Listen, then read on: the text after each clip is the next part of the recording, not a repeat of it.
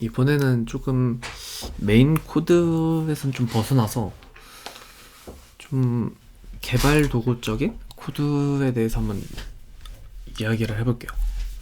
보면 그 루트 폴더만 봐도 뭐가 많아요.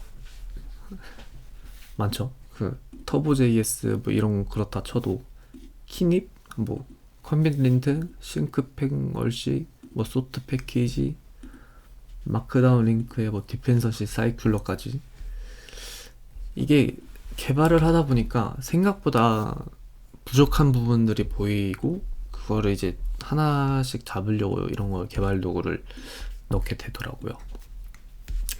그리고 이따가는 타입스크립트 콘피그랑 ESJIT 콘피그까지 한번 나눠보겠습니다. 그래서 이제 루트 패키지 JSM 보면서 한번 얘기를 해볼게요. 일단은 빌드는 빌드고요. 클린이 이거 왜 만들었냐면 그 노드 모듈이랑 디스트 관련해서 그 이상하게 꼬이는 게 많더라고요.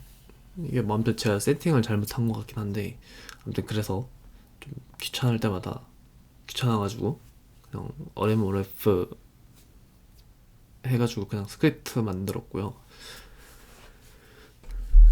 얘는 뭐냐, 뭐였자, 얘 그 의존성입니다. 그 패키지 의존성을 검사를 하는 거거든요. 그러니까 이게 그 패키지 의존성을 검사를 해서 이게 패키지가 뭐 의존이 잘 돼 있냐 이런 걸 뭐 상호 뭐 안 되는 거 있냐 이런 걸 검사를 하는 거거든요. 그래서 디펜서시 사이클러 이거를 하는 건데, 보면 뭐가 많긴 한데 이게 이제 지금 다 해결을 한 거거든요. 근데 이게 그 순환 참조라든지 아니면 뭐 고화라든지 이런 거를 이제 방지해주는, 했을 때 감지해가지고 오류를 띄워주는 그런 라이브러리라고 보시면 되고요. 그 다음에 이게 디펜더시 그래프, 이게 좀 재밌는 건데, 이게 뭐냐면 그 현재 패키지의 순환 그 참조 구조를 SVG로 만들어줍니다. 재밌어요. 네. 디펜더시 그래프 FG라는 걸 뜨고 확대를 해보면, 네, 이 지금 시스템이 어떻게 순환 구조가 되어 있는지가 보입니다. 맵 같은 그 API 보면은 이제 그 SRC의 main.ts에서 시작해가지고 앱 모듈 가리키고, 앱 모듈은 밑에 있는 뭐 컨스트럭터가 보거나, 이제 그 앱 모듈 자체는 이제 유저 모듈, 뭐 어스 모듈 이런 거를 다 호출하고 이런 식으로 의존성 트리가 되어 있다. 네, 보면 다 재밌어요.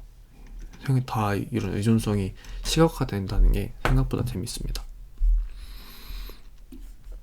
좀 더 살펴볼까요? 세션 같은 경우는 이렇게 되어 있고, 네. 그냥 합쳐져 버리네요 이게.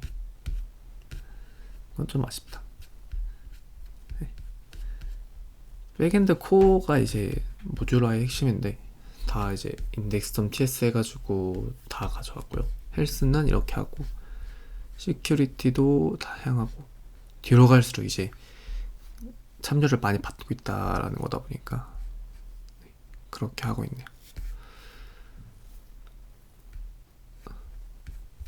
그렇습니다. DDD가 어디 있을까요? DDD는 굉장히 순수하죠. 이런 식으로 재밌는 코드입니다. 그 다음은 이제 dev fix mismatched. 이게 뭐냐면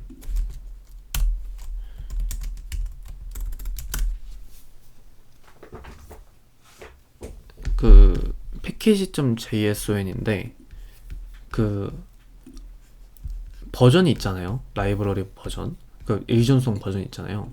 이런 것들, 키브 레디스, 이게 그 모노레폰의 패키지 간의 버전이 다르면 문제가 생길 수 있는 경우가 있어요. 물론 메이저 버전만, 유틸리티 같은 경우는 뭐 메이지 버전만 같으면 문제 없을 수도 있지만, 리액트나 아니면 네스트.js, 뭐 코어 이런 것처럼 그 특정 패키지의 인스턴스를 이용하는 경우는 문제가 생길 가능성이 높거든요. 특히 피어 디펜던시로 사용을 하는 경우는 버전이 같아야 돼요. 버전이 다르면 안 됩니다.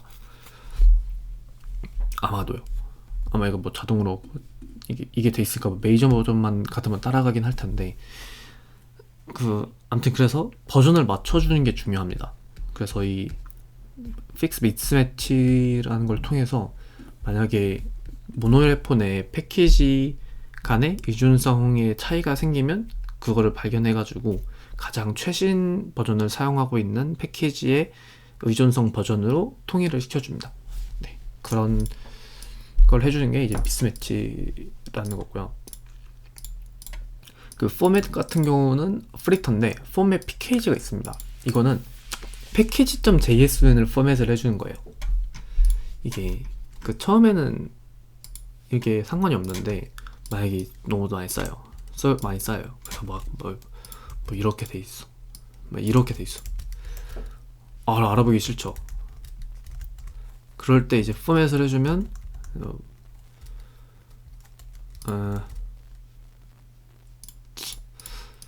린트가 이걸 이렇게 되잖아요. 그러면 이제 막 더럽잖아요. 알파벳 순서도 안 돼 있고. 이럴 때 이제 포맷 pkg를 해주면 네, package.jsn의 포맷을 맞춰줍니다. 이거 은근 좋아요. 이게 기본적으로 PNPM은 추가할 때 디펜던시에서 가장 마지막에 추가를 하잖아요. 그래서 계속 애들을 하다 보면 디펜던시 순서가 개판이어가지고 보기가 힘든데 하면 깨끗해집니다. 그래서 그 백엔드 코어가 이게 많을 텐데 깨끗하죠. 예쁘잖아요. 저만 그런가요? ABCD 순서로 다 돼 있으니까. 그래서 그거다. 그냥 package.jsn 포맷을 해주는 거다. 입니다. 자, 키닙은 뭡니까?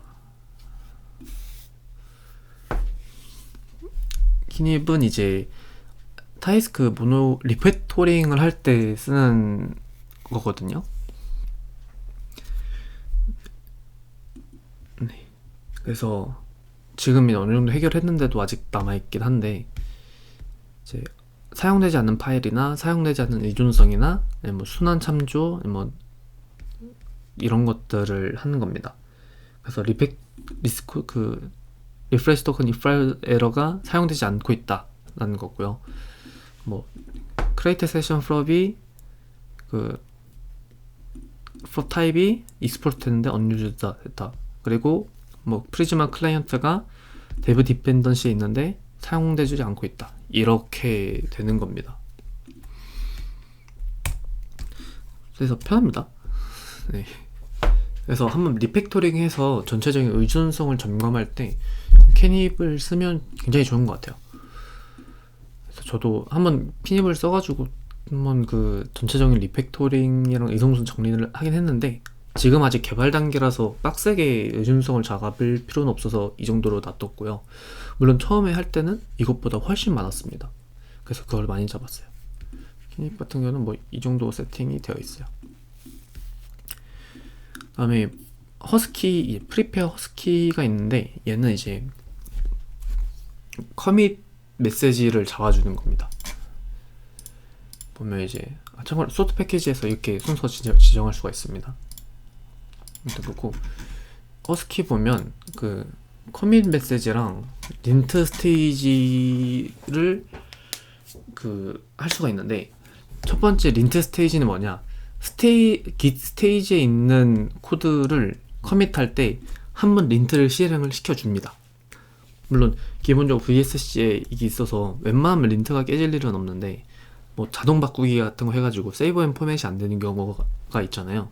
그래서 그런 경우까지 포함하기 위해서 스테이지 커밋을 하기 직전에 그 린트를 한번 돌려서 그거를 그 커밋을 하게 만들어 줍니다. 그래서 여기 잘 보면 린트 스테이지 보면 이제 린트 스테이지에 정확히 실행할 수 있는 걸 지정할 수 있어요. 그 그래서 salt package.json을 한번 실행을 하고요. 여기서 그 다음에 프리터 라이트를 한번 실행을 합니다. 네, 그게 이제 린트 스테이지이고, 그 다음에 커밋 메시지도 적어놨어요. 그래서 커밋 메시지 린트도 있는데 여기 밑에 보면 있거든요. 커밋 린트라고 있어요. 커밋 린트로 규칙이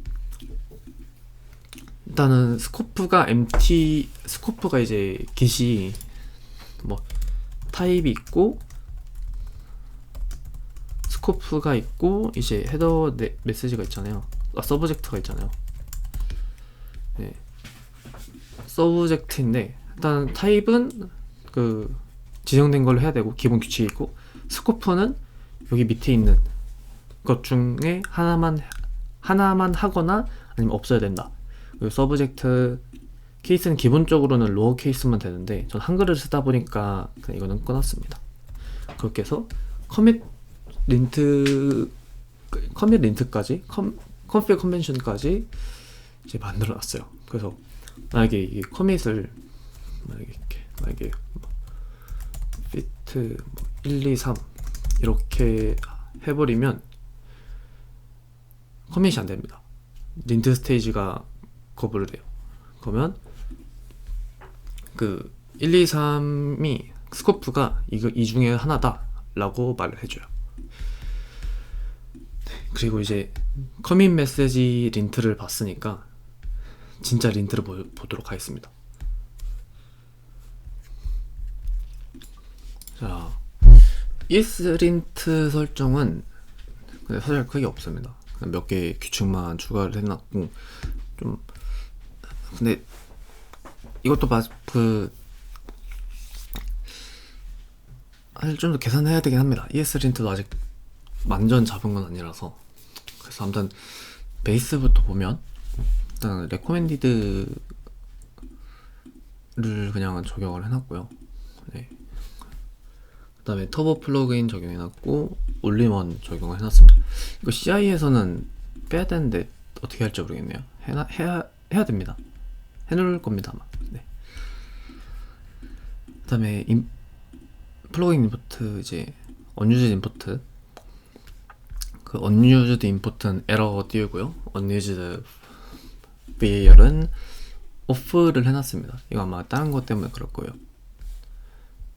이거 임포트가 아니라 이건 off 해놓고 ESLint 걸로 해놨는데, 이게 사용되지 않는 변수를 금지하는 ESLint 규칙이거든요. 근데 이게 여기서 그 언더바로 시작하면 무시한다. 왜냐면 그 가끔씩 그 어쩔 수 없이 인수를 지정해야 되는 경우가 있어요. 그럴 때 이제 언더바 뭐 더미 이런 식으로 하면 그냥 무시할 수 있으니까 추가를 해놨고요. 임포트 오더도 해놔서, 그래서 임포트 오더 해서 아무거나 뭐 이렇게 돼 있는데 이게 순서가 달라요. 이렇게 하면 뜨면서 저장하면 ESLint가 되게. 임포트 오더도 추가를 해놨고요. 구체적인 그룹도 지정을 해놨습니다. 네, 뭐 구조분해 할당도 해놨고요. 이게 뭐지? 이게 뭔 규칙일까요? 구조분해 할당이네요. 네.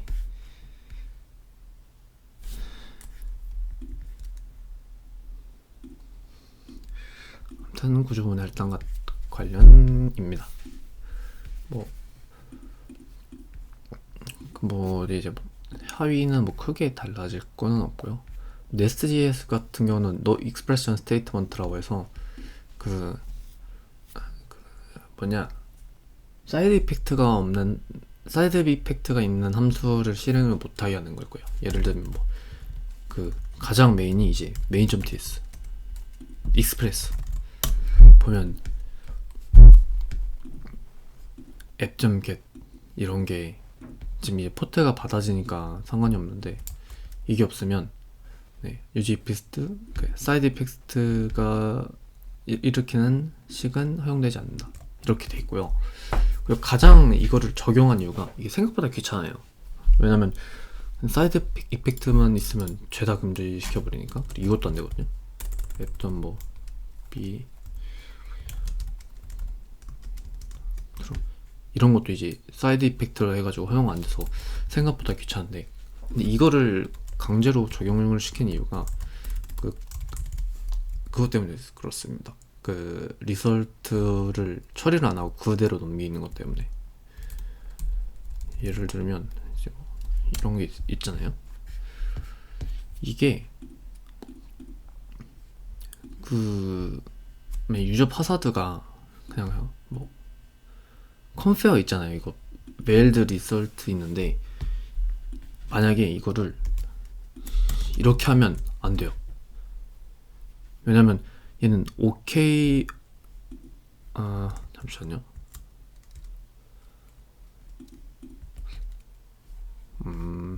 이거 말고 리프레시 토큰 여기 있다.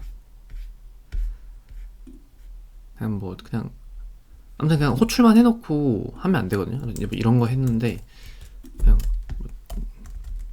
맞다. 어디냐, 이거를 적용시킨 이유를 아마 세션 파사드였던 걸로 기억하거든요. 세션 애플리케이션 파사드, 세션 파사드. 여기서 리프레시, 로테이트 여기 있다. 로테이트 리서치가 있는데, 이게 그냥 보면 그냥 에러하고 하잖아요.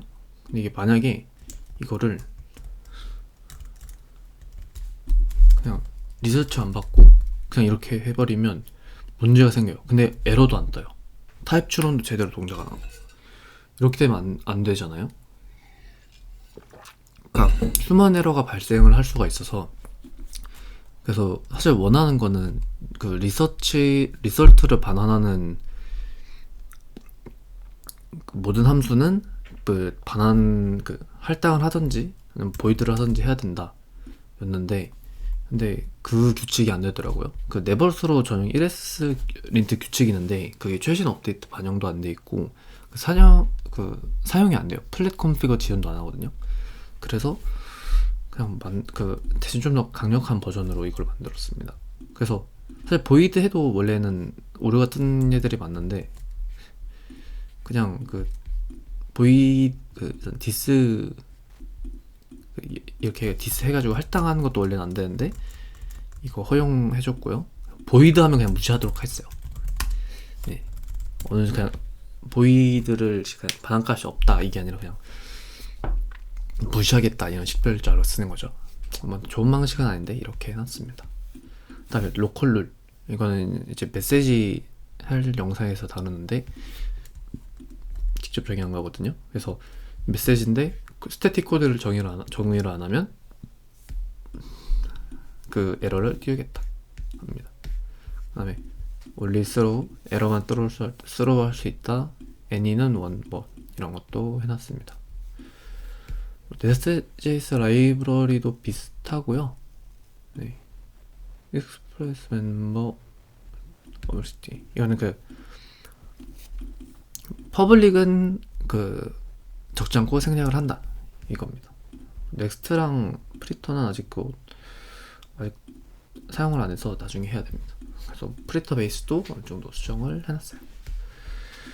그 다음에 타입스크립트 컨피그인데 일단 기본적으로 이렇게 돼 있습니다. 따로 반영은 안 하는 거고, 이게 제가 이 보드 플레이그라운드를 했을 때 터보레포 네스트.js 그 템플릿으로 생성을 했거든요. 그래서 아마 거기서 크게 벗어나지는 않는 세팅이고, 이제 이게 3개가 좀 변형이 됐는데, 네스트.js는 이 모듈이 커먼JS의 노드10 이거 바꿔보려고 했는데 어렵더라고요. 그리고 아직은 네스트.js가 커먼JS CJS 기반이라서 ESM을 ESM ESM을 아직 베타로만 그 개발 단계로만 지원을 해서 따로 안 올렸습니다. 그래서 Nest.js 관련은 common.js 모듈을 사용을 하고 있고요. 그래서 Nest.js 라이브러리도 common.js를 사용합니다. 이것저것 옵션들이 있고, 대신 common 라이브러리는 extract의 번들러로 하고 있고요. 아무튼 타입스크립트 컴피그는 이런 건데, 그래서 이거 패키징 모듈도 보면 ESLint랑 이거는 자바스크립트를 그대로 참고하니까 예외로 두고, 도메인은 백엔드랑 프론트랑 둘 다 쓰는 패키지거든요. 그래서 얘는 Tsub을 씁니다. Tsub을 통해서 CJS랑 ESM 둘 다 빌드를 하고요. 그래서 빌드 명령어가 Tsub으로 돼 있죠. 데이터베이스는 Nest.js만 쓰니까 Tsub이 아니라 TSC로 컴파일을 하고요. 그 다음에 tsconfig도 라이브러리는 아무튼 Nest.js, common.js 방식이고, construct는 또 공동으로 사용하니까 Tsub으로 빌드를 하고, 커먼도 공동으로 사용하니까 Tsub으로 빌드를 하고, 백엔드 DDD, 코어 커먼은 TSC로 빌드를 합니다. 네, 그렇습니다. 복잡해요. 사실 타입스크립트 하면서 사실 제일 불편한 게, 타입스크립트도 아니죠. 자바스크립트에서 불편한 게 common.js 진영이랑 ESM 진영인데, 백엔드 쪽 노드.js 쪽은 아직도 CJ common.js고, 웹 쪽은 거의 다 ESM이니까 사실 불편하죠. 그러니까 이게 저는 이제 자바스크립트를 완전 초창기부터 했다고 해야 될까요? 제가 잘 할지 모르겠는데, 저 이제 완전 생 자바스크립트부터 jQuery까지 했으니까 어느 정도 이해는 되거든요. 자바스크립트가 어떻게 진화했는지를 생각해서 보면. 근데 그래도 불편하긴 불편해요. 확 잡아서 하면 될 텐데, 자바스크립트만큼 생태계가 강력한 그게 없다 보니까 그것 때문에 불편한 게, 서비스 할 때도 좀 불편함을 느꼈던 게, 백엔드 부분에서 대해서 불편하게 느낀 게 뭐냐면, 여기 JST 여기 어디냐, 앱스에 여기서 E2E 테스트에 JST를 쓰거든요. 거기 보면 faker.js라는 라이브러리가 있어요. 이게 최신 버전은 10버전인데 왜 못 올렸냐 하면은 10버전은 ESM 올립니다. 근데 나머지 라이브러리는 JST가 아니면 ESM이어도 사실 상관이 없거든요. ESM이든 커먼으로 빌드이든 어떻게 하면 잘 되긴 해서. 근데 JST는 ESM 올리로 빌드돼 있으면 뭐 따로 컴파일을 해야 된다는데, 일단 뭐 테스트 코드에 그렇게 시간을 쏟을 건 없었어가지고 간단하게만 했다만 별로더라고요. 그래서 그냥 페이커가 그렇게 버전이 중요한 건 아니다 보니까 일단 지금은 9버전으로 사용을 하고 있습니다. 네. 아무튼 개발 외적인 이야기는 여기까지입니다.